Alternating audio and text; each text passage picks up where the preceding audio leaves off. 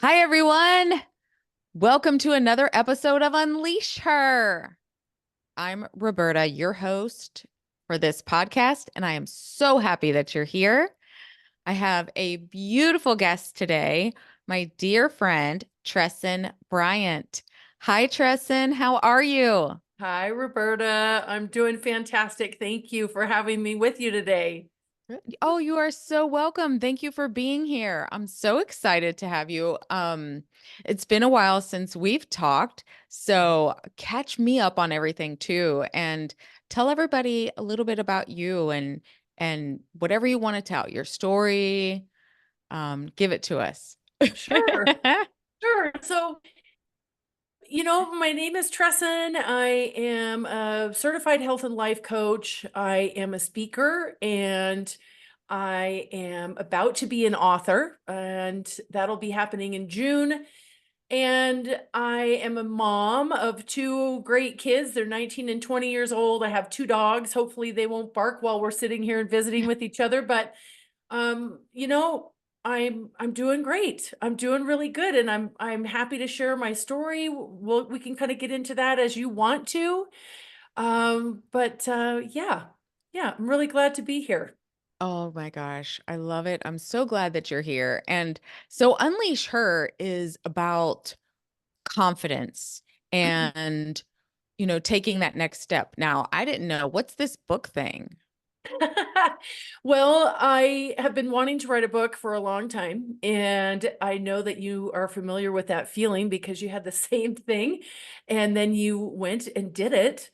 So, one of the things that I remember reading in your book is that you said that once you decided that you were going to do that, opened up for you. And of course, we both believe in the law of attraction and creating something for yourself. And once you say yes to the divine or the universe, then people and places just show up. So I have been wanting to write a book for a long time. And I went on it. There's a lot of speakers on there and they were giving their advice. And one of the women was a publisher. And she just happened to be giving away a free chapter in an upcoming collaborative book that she is publishing. And so I was sitting on this summit and I was like, oh, snap, I am going to win that chapter. So I listened to her. She had a lot of really great things to say. And at the end, she was talking to the host of the summit. And she said, okay, pick a random number between one and whatever. And he picked number 32. And my comment was 32nd. And she chose me. And I won the chapter. So it was just the coolest thing ever. And now I'm connected with this wonderful writing group. And we will be publishing a book called The Book I Read. And it's volume 2. And what it is that it's a collaboration between several authors. I think there's 20 of us, maybe more. And each person gets to say something about a book that they read that changed their life and write a chapter on it.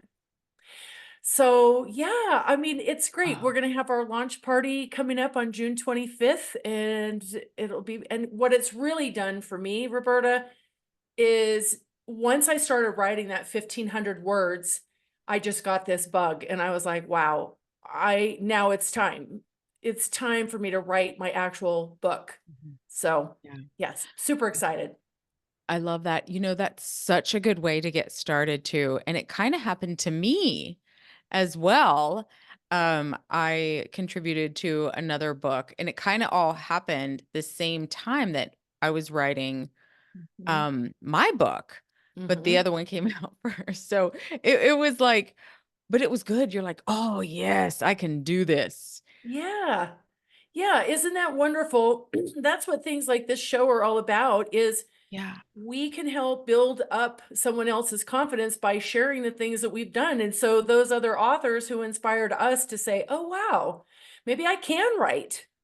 How cool is that that they've encouraged us to move forward with something that we've been dreaming about as well. I know exactly. And that, you know, probably 15, 20 years ago was when the first time I said I wanted to write a book, like that long ago. That's a long time. Yeah. Mhm. And the person that I shared it with, I mean, basically like laughed in my face. You know, Oh, I I know. no. So, needless to say, I did not pursue that at the time. Yeah. And plus I thought, yeah, like who am I kidding? Like I didn't even go to college. So how am I Hmm. going to do this?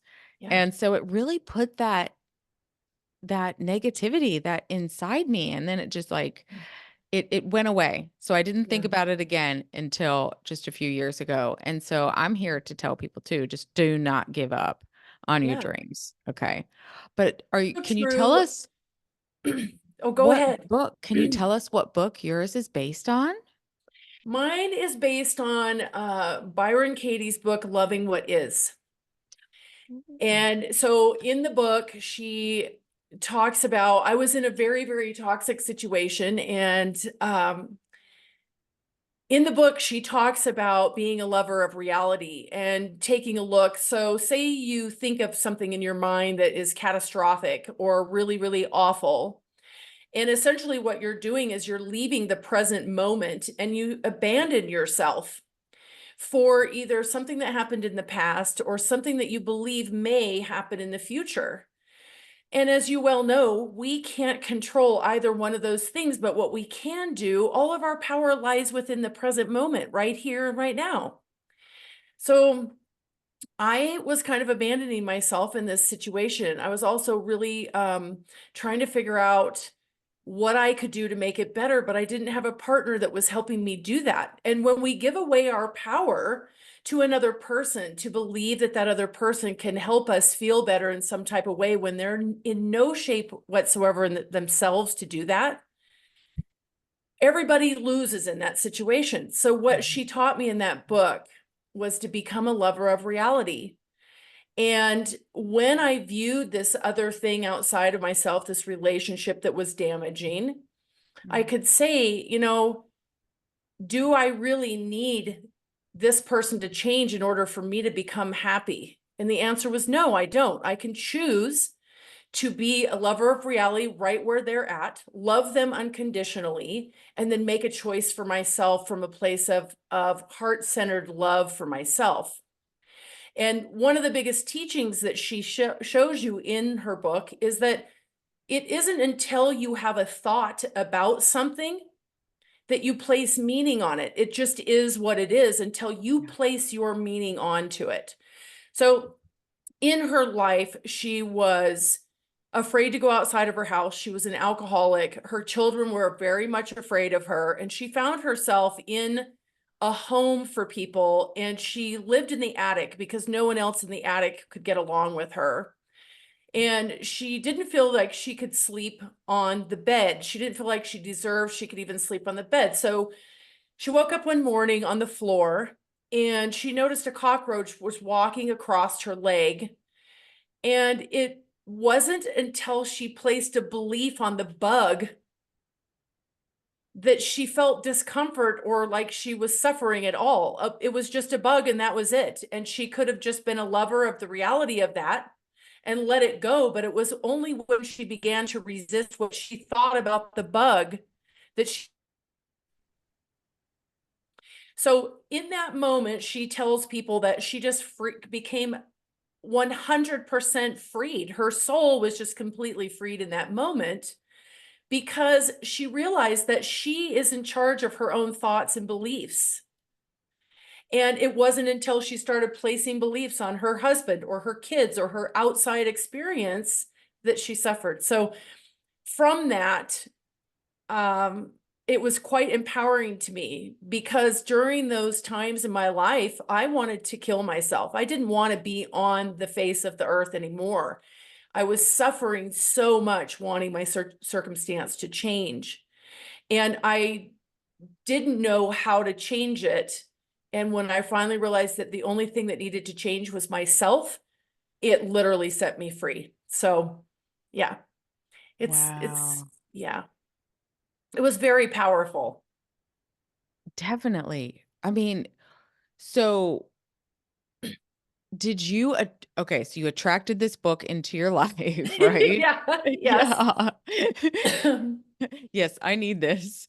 And Yeah. then is it one of those books that you've like read time and again, or is it the one that it just hit you the first time you read it? Well, it's a little bit of both for her book because she will teach you what is called the work in the book. And I Okay. use that with my clients now on different levels. It also really made me realize, Roberta, that nothing on the outside of me needs to be anything different than what it is in order for me to be happy, truly happy. So she teaches you 4 steps in the book called the work. And so it's the practice, it's the ongoing practice of doing the work. Sometimes we have to do it on a daily basis. Sometimes we do it when we have something really big and heavy that comes up in our life.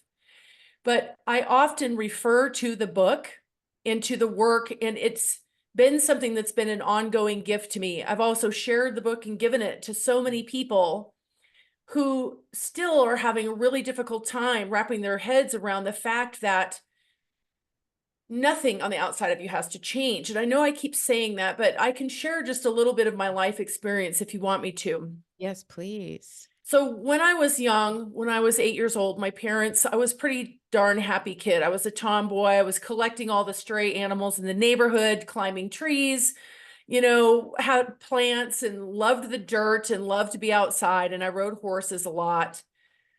And my parents decided to get a divorce, and it was very, Mm. very difficult on me. And my mom moved us away quite suddenly, where we went to go live with my new step. We had a really large family. There's 8 girls and 4 boys in our family. And so we had a big combined family, and that's a whole nother story for another day. But um, about a year after their marriage, we all moved into a house together, and some physical abuse started to happen. And some of it was pretty rough. Um, and so it was really, really scary. And it was during a very, very scary time. And so over the course of the time that my mom was married to this guy, in 3rd grade, they proceeded to take me out of public school and they taught me at home. And I didn't think I was smart because of that, because I was trying to sit at the table with my stepfather, who was my math teacher, and I was terrified of him. So I couldn't learn from him very well. But there were so many incidents that I basically grabbed a hold of, just like you mentioned you didn't think you could write a book because you didn't go to college. So Right. you grabbed a hold of a core belief Yeah. Hmm. and you attached it basically to yourself. And there were a lot of these core beliefs that I picked up throughout my life. And because I didn't feel like I was smart, then I began to use my physical appearance as currency. And so I thought, well, I can be accepted by my peers and I can be accepted by people in my life as long as I look the part, right? As long as I'm pretty and I can show up. I didn't feel very worthy because I felt like I was a bad kid. I felt like I must have done something to deserve being physically abused, because there were so many kids. I was right in the middle of all of those kids, and not all of those kids were physically being abused. It was mainly me and my older brother and a younger sister. And so what I didn't know was that my older siblings had spoken out against that. And I didn't know that. And then my younger siblings, I basically was more of a protector to them to keep them from being injured or harmed. So I carried a lot of that for a really long time of my life. And then my mom let me go back to public high school for 1 year. And I don't know why she let me do that, but I thought it was the most amazing thing. And I went back in as a junior in high school. And I really was in a high school where we were in a very small rural community where there was a lot of cowboys. It was, it was kind of cool because I was a tomboy. We still had home ec. I mean, I'm 55 years old. So, I'm kind of taking us back in a time machine there. But the girls definitely felt like they had to look the part for the boys during those times in our life. Okay. And I got myself into further trouble, and I was raped at age 15 by 2 boys who I thought were my friends in high school. They were supposed to be taking me and a girlfriend home one evening, and they took her home, but they didn't take me home. They drove past my house and took me out to a farmer's field where one of the boys took me out of the car. And that's how I lost my virginity.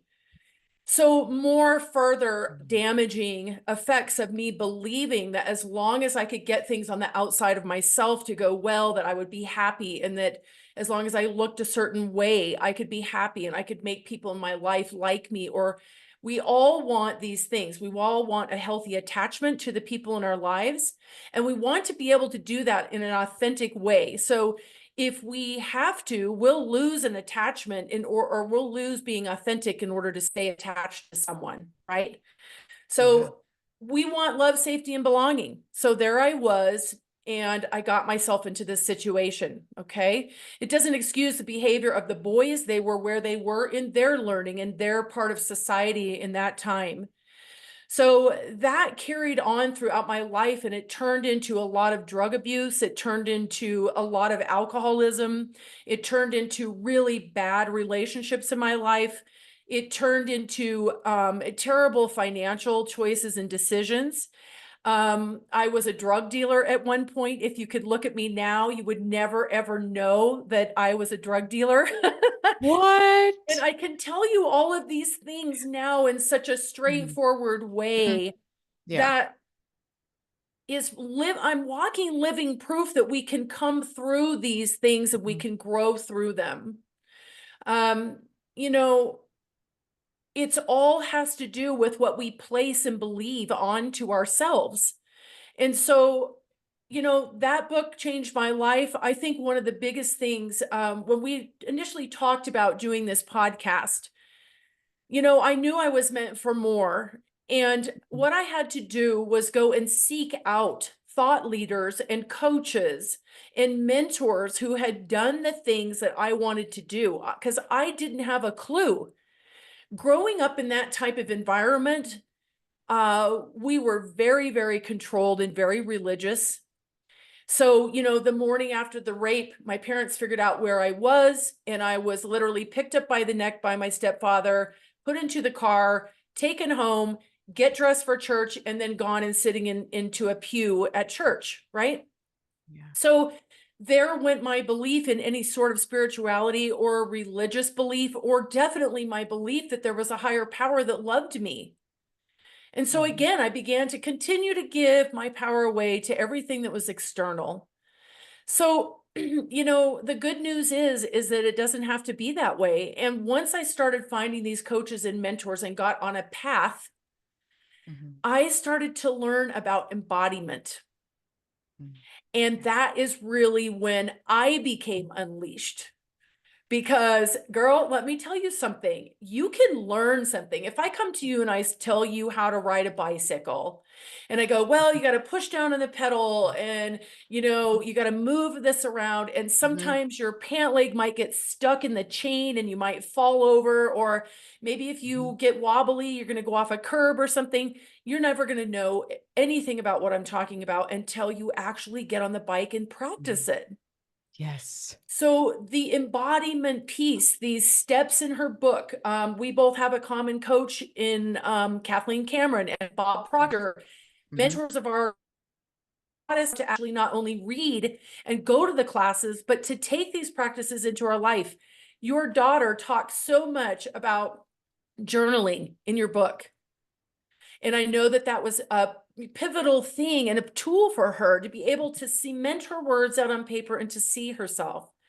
So I could go on for ages, but really what I focus on now is helping my clients and audiences transform the damaging events of their lives and turn them into dynamic moments of change, which is exactly what I've been able to do with my life.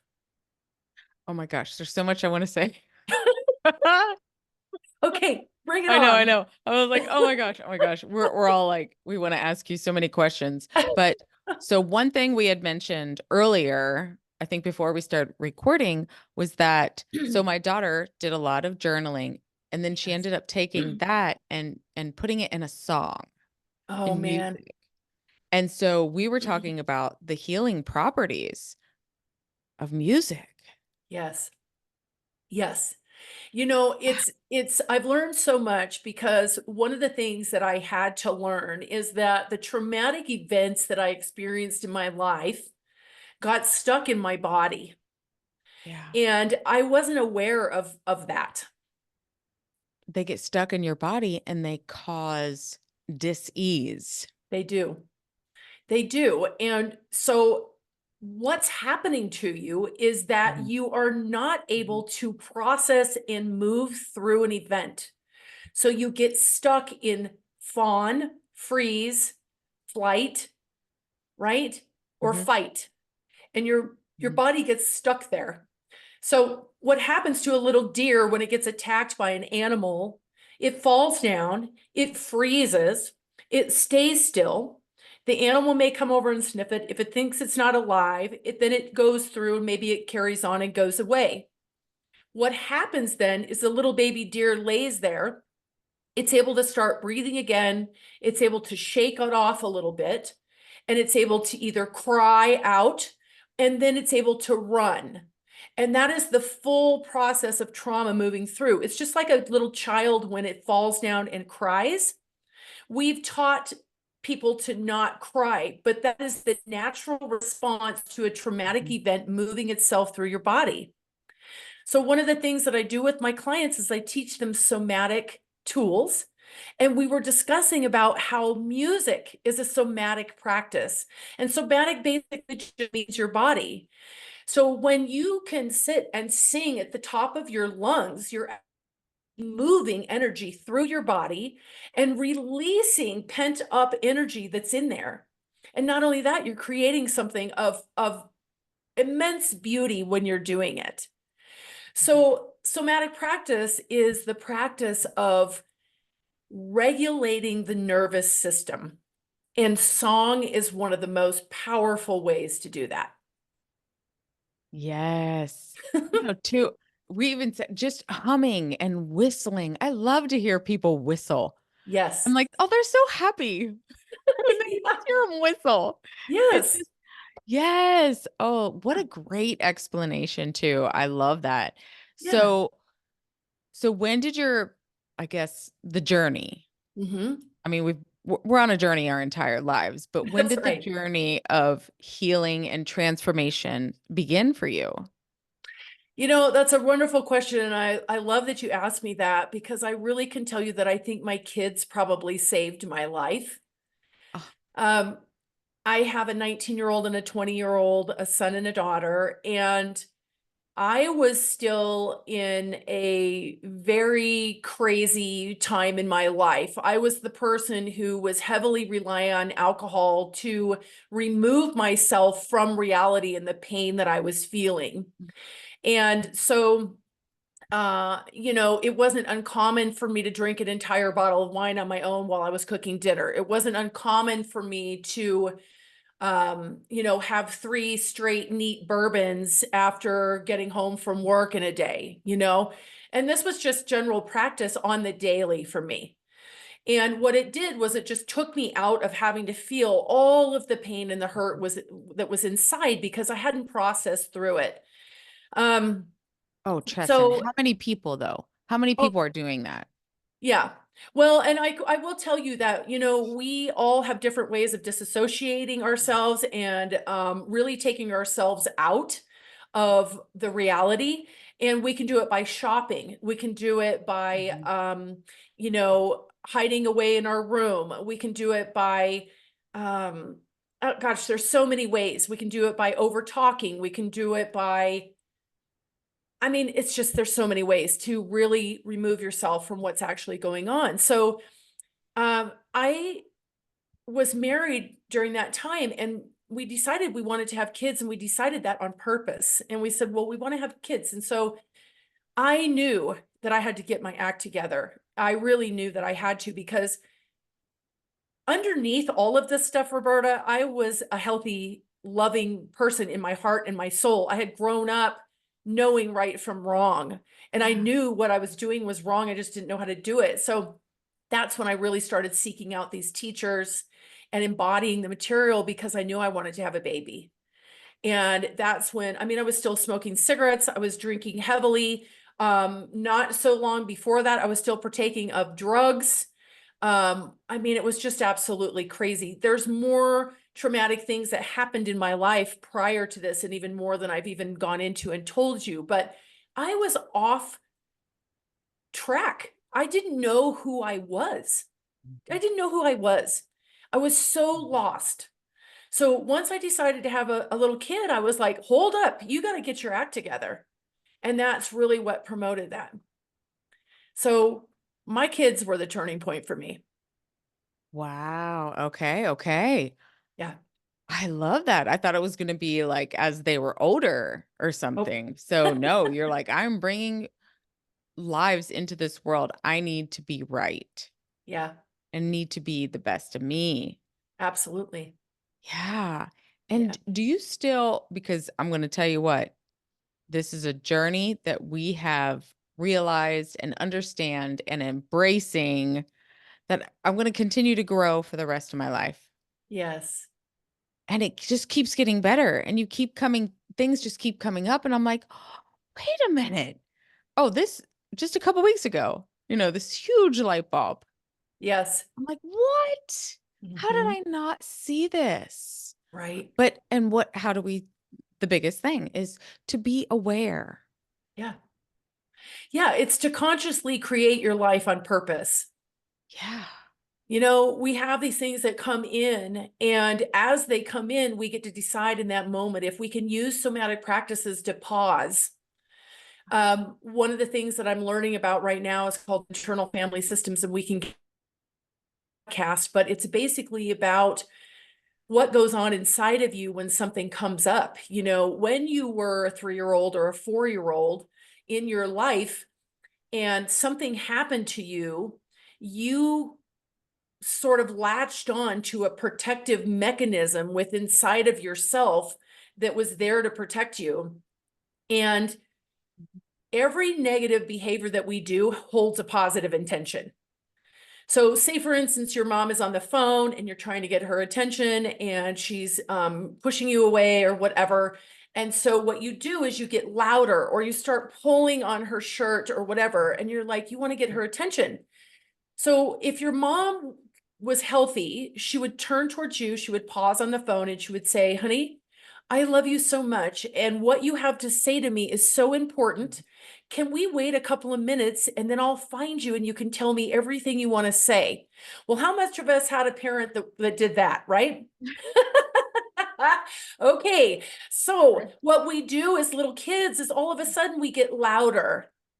Mhm. And we, like me being the middle child, I used a really loud voice. And now I learned how to change that voice, how I can use that voice for power, but in a different way.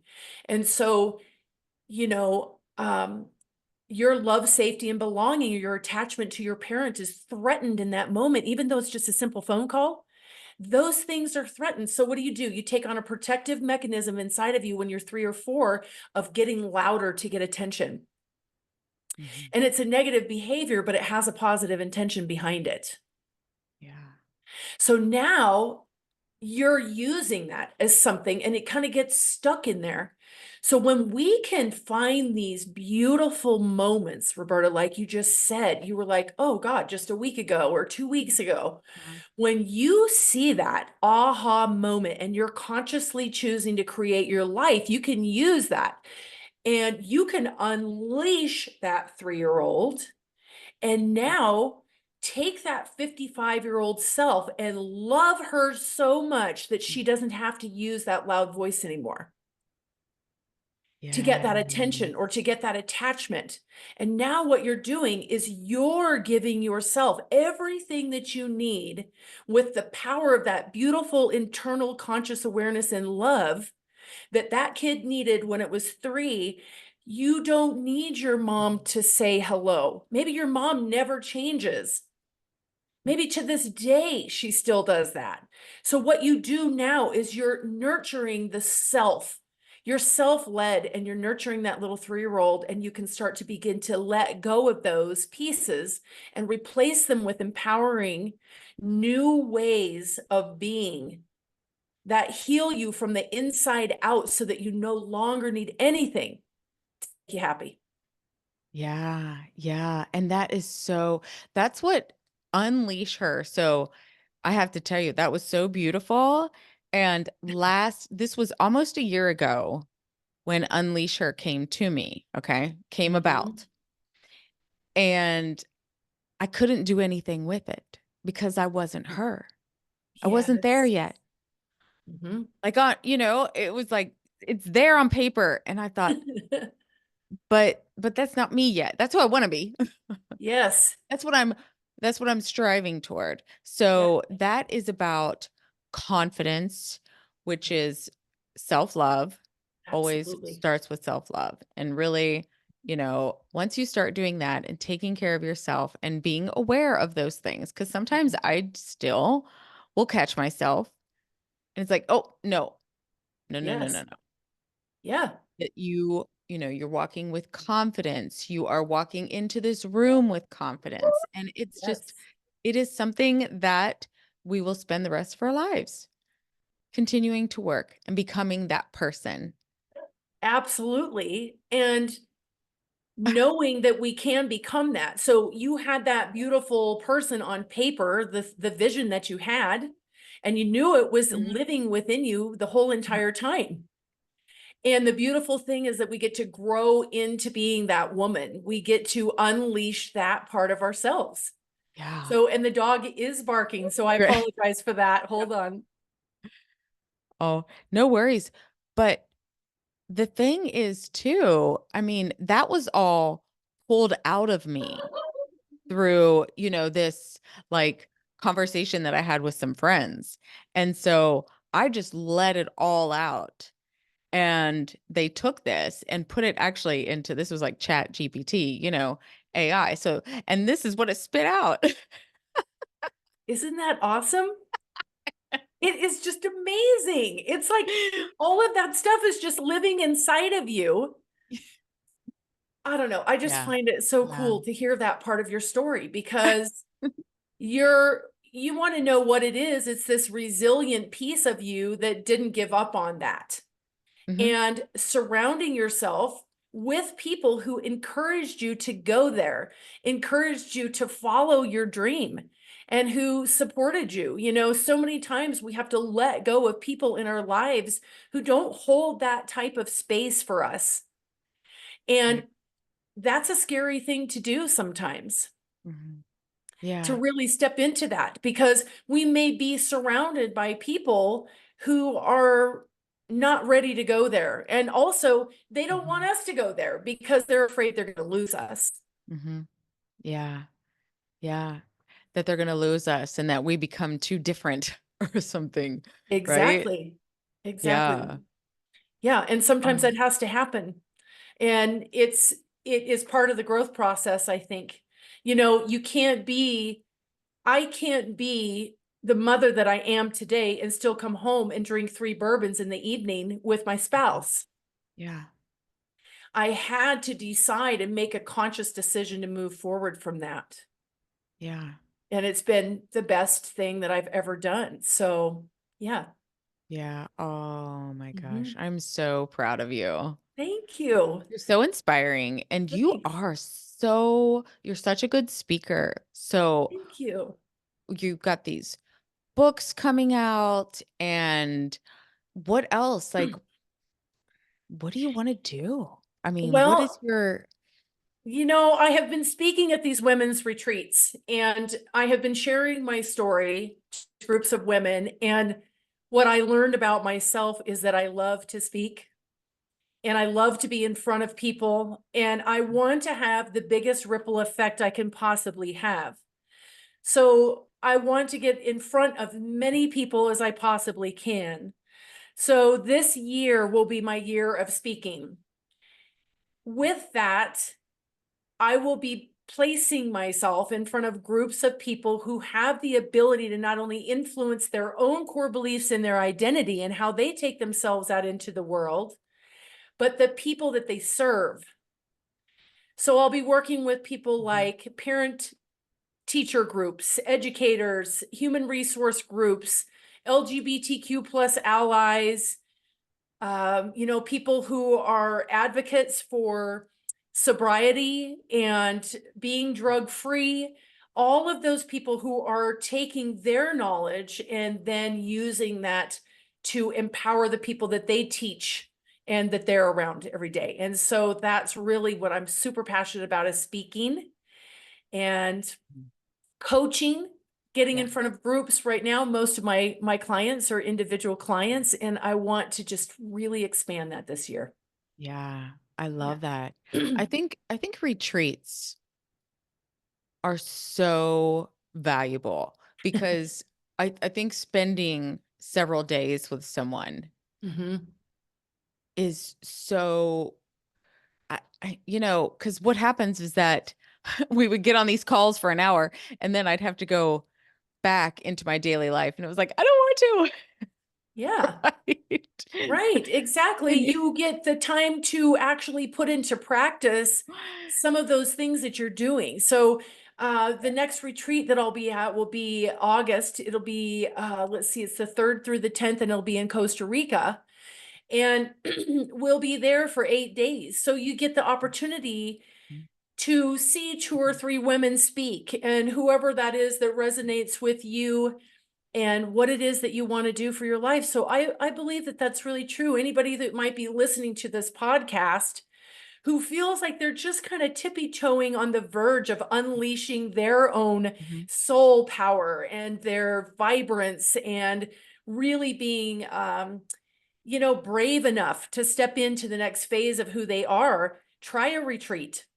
Yeah. Because you can go to one, most of the retreats that I've spoken at might be 26 women, somewhere around there, and everybody is in the same place together. And you form these, just these beautiful connections with these other women who are there with a like mindset. And they're going to support you and they want to hold you in that space while you're there. So I agree with you 100%. Yeah. Community, being around others. It, that's how we met. Yes. And so it's been so beautiful watching your growth. I am so proud of you. And gosh, thank you for being on here today.